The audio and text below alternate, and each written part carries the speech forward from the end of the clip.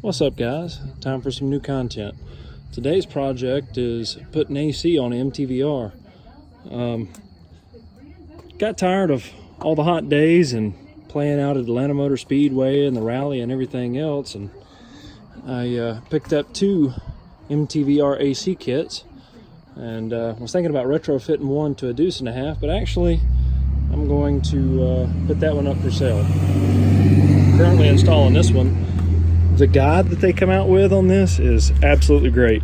The only thing it doesn't list is common nut and bolt sizes as far as what sockets you will require and wrenches, but everything is very well written out.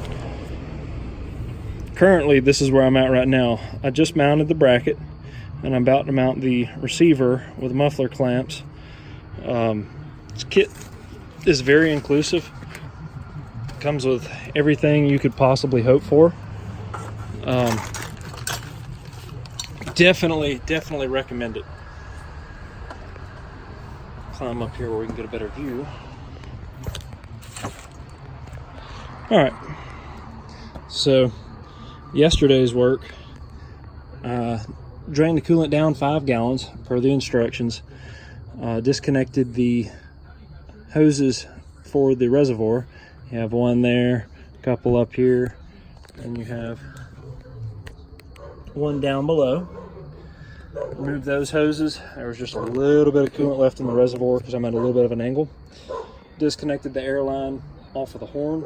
Speaking of which, have y'all heard how wimpy those plastic things are? It's kind of embarrassing when people want you to blow your horn. And also removed the very large bolt from the extra support, and you have 2 bolts, nuts and bolts on each side of the lifting bar reinforcement. Be very careful when you go to unbolt that. Don't have your fingers anywhere near the holes.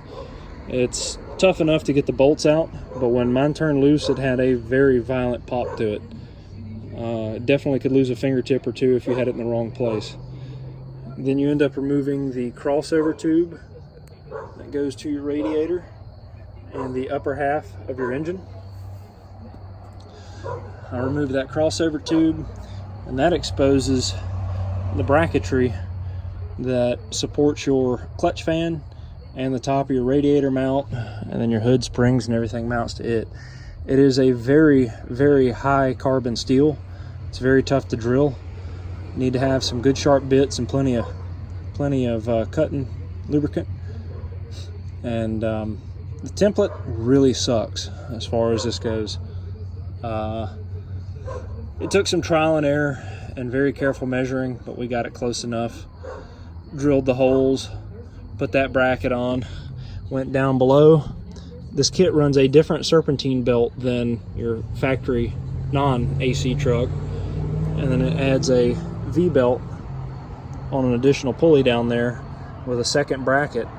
That second bracket on mine lined up perfectly except for the pre-existing, see if I can get down in here, except for the pre-existing bolt right there for the alternator brace. That bolt would not line up, so I lined everything up and took that bolt, pushed it through the backside, spun it on the paint until it marked it, and then took it back off and drilled it out very carefully, fitted it up and torqued it down. Pretty simple stuff. Everything is extremely tight, and every nut that I have disturbed is definitely lock nuts. The build quality on these trucks is superb. It makes a 809 or a 939 or M35 series truck almost feel like 1920s as far as quality and the just the overall build of it. It's insane. Everything is over engineered on this, kind of like a Mercedes. Anyways, the AC is going pretty decent. I hope to have it going by the end of the week, you know, just in time for winter. Go figure. But if anybody wants it, I do have another AC kit sitting in the crate back there up for sale. Shoot me a message on here, Steel Soldiers, or leave a comment or something. I'll get you hooked up. anyways, till next time, that's all.